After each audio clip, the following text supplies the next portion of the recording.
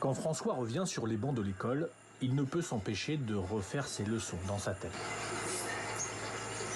Enseignant dans ses écoles pour sa communauté pygmée, puis formateur d'enseignants au sein de la mission Observer, Réfléchir, Agir, depuis plus de 15 ans, il se bat pour que les pygmées aient accès à l'éducation.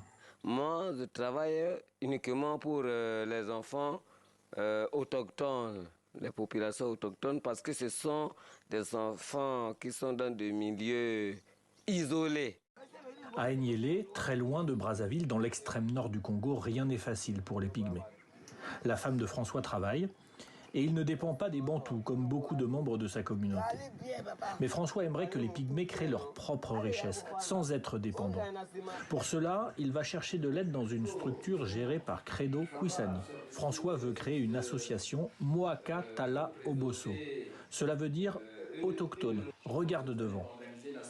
Nous, dans le cadre de nos tâches au niveau d'initiative développement, nous aidons aussi les organisations en fait, dans leur structuration, donc dans la création. C'est ce travail que je fais avec François Mozanda.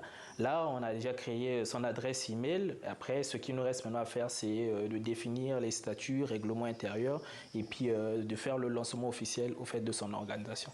C'est un soutien important car François a déjà pensé à ce qu'il veut faire, remettre les traditions pygmées au goût du jour, comme la chasse. On va faire la fabrication de fils de filet, donc pour mettre la chasse au filet en place comme nous, peuples autochtones, on faisait auparavant. C'est à travers la chasse au filet que nous, peuples autochtones, on peut aussi vendre la viande au marché pour permettre aux peuples autochtones d'avoir de l'argent. C'est l'objectif de l'association de François, amener de l'autonomie pour les siens, pour prendre leur destin en main.